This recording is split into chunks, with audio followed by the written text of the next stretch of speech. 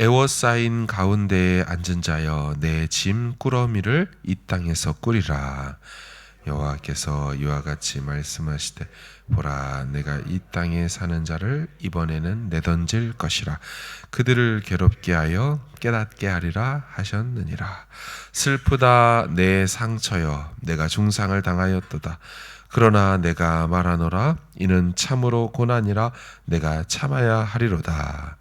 내 장막이 무너지고 줄이 끊어졌으며 내 자녀가 나를 떠나가고 있지 아니하니 내 장막을 세울 자와 내 휘장을 칠 자가 다시 없도다.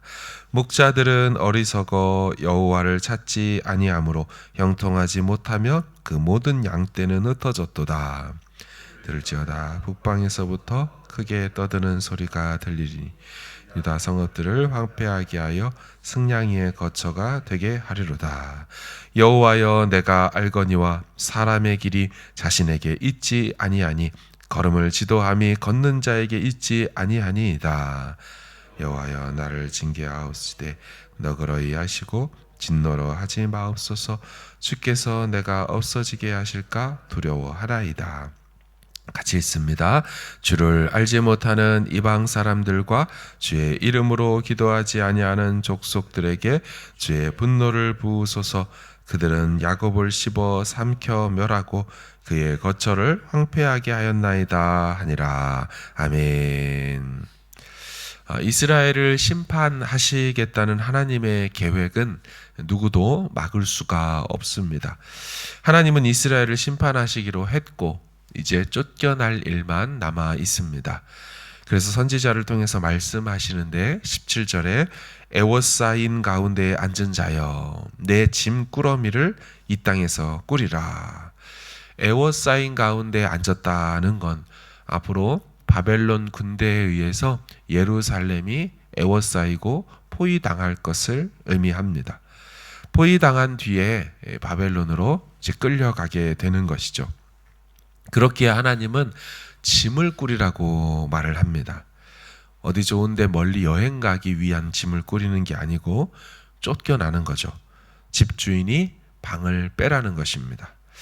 애굽에서 노예로 살던 이들을 빼내어 건져내서 가나안의 땅도 마련해주고 집도 지어서 살라고 하셨는데 이제는 상황이 바뀐 거죠. 이 땅에서 방을 빼라는 겁니다. 집을 나가라고 하는 것입니다. 표현이 세고 거칩니다. 18절 여호와께서 이와 같이 말씀하시되 보라 내가 이 땅에 사는 자를 이번에는 내던질 것이라. 땅에서 내던져 버린다고 말하죠. 집주인이 방에 들어와 집안에 있는 집기류 가재도구들 다 밖으로 내던진다는 것입니다.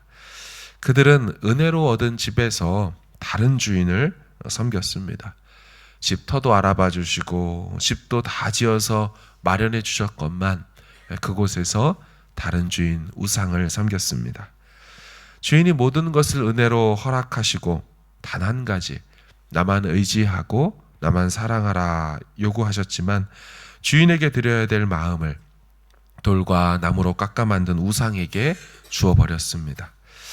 남편 한 사람만 사랑하면 이 모든 신혼집과 매달에 넘치고 풍요로운 삶이 평생토록 보장되건만 남편이 자신을 사랑해서 마련해준 스위트홈에 다른 남자를 끌어들인 것이죠. 당연히 남편이 질투할 수밖에 없습니다. 결국 집을 나가라고 할 수밖에 없는 거죠. 이 관계를 끝내려고 하시는 겁니다. 그런데 이 남편의 어조를 들어보면, 즉 이 집주인의 어조를 들어보면 완전히 끝내려고 하는 것 같지는 않습니다. 17절 하반절에 보면 이번에는 내던질 것이라. 그들을 괴롭게 하여 깨닫게 하리라. 그들을 괴롭게 해서 깨닫도록 그것을 원한다는 것입니다. 무엇을 깨닫기를 원할까요?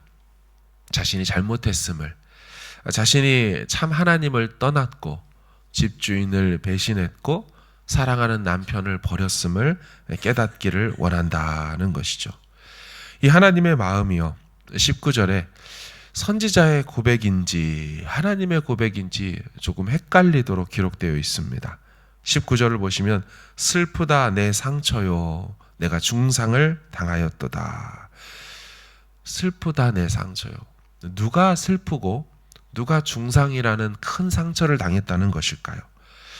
선지자의 마음이 아프다는 것 같습니다. 큰 상처를 입은 것 같아요. 그런데 이 앞절인 18절을 보시면 화자가 여호와입니다. 여호와께서 이와 같이 말씀하시되 보라. 따라서 바로 그 다음 절인 19절은 슬프다 내 상처요 중상을 당했다 이 표현은 여호와의 말씀일 수도 있고 선지자 개인의 말일 수도 있습니다. 성경은 이렇게 보면 선지자 고백처럼 보이고 저렇게 보면 하나님 말씀처럼 보이게 하여서 중의적, 이중적 메시지를 전하고 있는 것이죠. 이것이 만약 하나님 말씀의 연속이라고 본다면 어떤 뜻입니까? 지금 하나님의 마음이 아프시다는 거죠. 사랑하여서 모든 것을 내어준 자기 자녀들이 혹은 자기 아내요 신부가 혹은 자기 백성이 자신을 배신하고 떠났으니 마음을 주신 것만큼 아프다는 것입니다. 사랑하지 않았다면 마음도 아프지 않았을 겁니다. 누군가 헤어져서 마음이 아프다면 그만큼 상대를 사랑했다는 증거인 것처럼 하나님 마음도 갈갈이 찢긴 듯 중상을 입었다라고 말씀합니다. 그런 하나님이 이렇게 말씀하시죠. 이는 참으로 고난이라 내가 참아야만 하리로다. 하나님께서 참으신다라고 말하죠. 반드시 참아야만 한다라고 말합니다. 여러분 이것도 선지자 말처럼 들리고요. 하나님께서 예레미야의 입을 빌려서 당신의 아픈 마음을 쏟아놓는 것 같습니다. 20절에 내 장막이 무너진다라고 하고 내 자녀가 떠나갔다라고 말하고 그 무너진 장막을 다시 세울 자도 없다라고 말합니다. 여기서 말하는 이 장막은 예루살렘을 의미하죠. 한 가정에 거쳐 이 텐트를 말하는 것 같지만 텐트 곧 장막은 하나님의 집인 예루살렘을 의미합니다. 얼마나 이 현실이 사실인지요. 실제 연대적으로는 예언이기 때문에 후에 일어날 일이지만 선지자는 너무도 이것이 확실히 일어날 일이기 때문에 완료형으로 기록해 두었습니다. 이런 방식을 선지자적 예언적 완료라고 말합니다.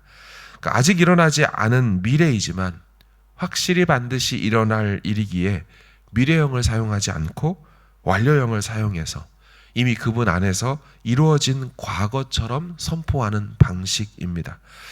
지금 이스라엘의 현실은 이 정도로 결정되어 있습니다. 누구도 이를 변개할 수 없죠. 21, 22절을 보시면 목자들이 어리석어 여호와를 찾지 않았기 때문에 양떼들은 흩어지게 될 거라고 말하죠. 저 북방에서는 전쟁의 소리가 들리고 유다의 땅은 승냥이의 거주지가 될 거라고 말합니다. 이 승냥이 자칼이나 일이나 들깨류죠. 사람들이 모두 다 끌려가서 그 빈자리에 승냥이가 주인이 되어서 산다는 거죠. 그런데요, 오늘 본문의 끝부분인 23절에서 25절을 보시면 선지자의 기도가 나옵니다. 이 선지자가 이스라엘과 야곱을 위해서 기도를 올립니다.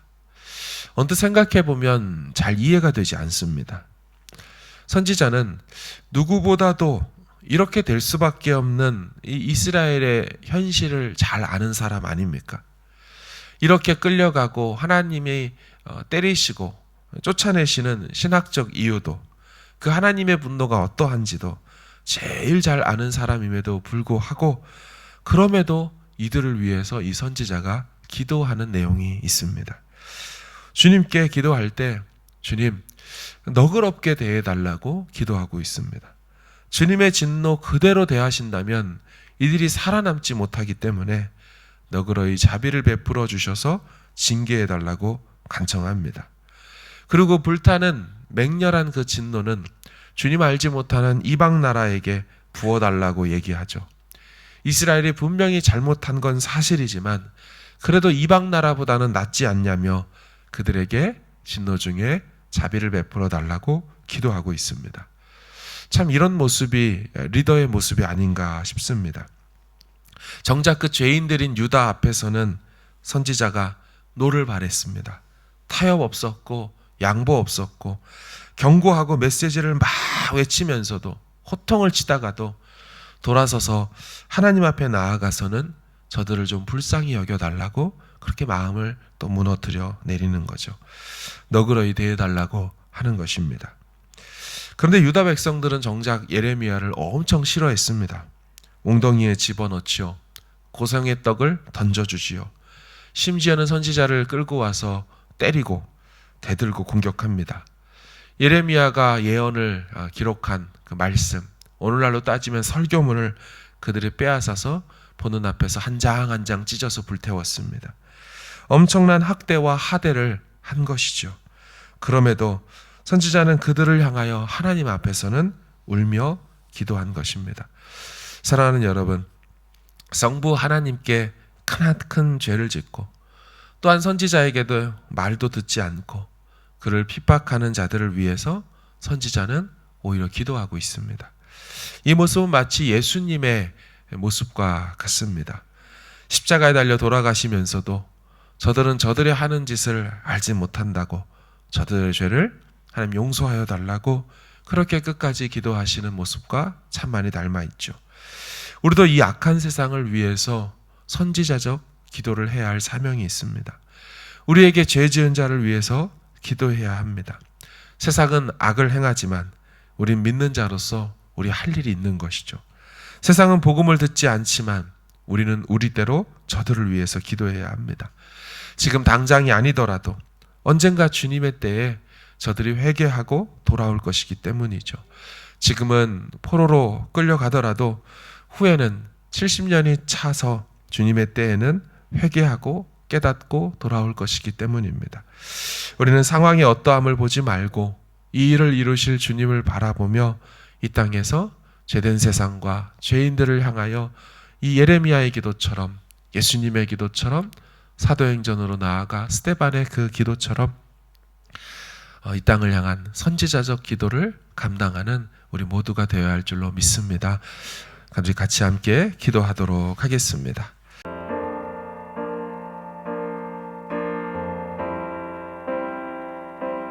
주의 나라가 임할 때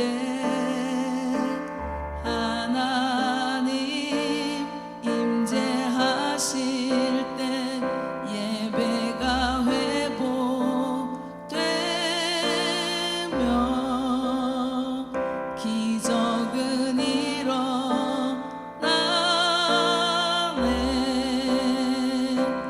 전능하신 주 영원하신 능력의 통치자 자유가 선포되어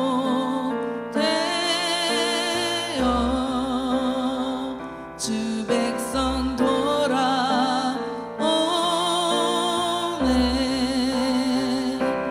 하나님 나라 임하소서.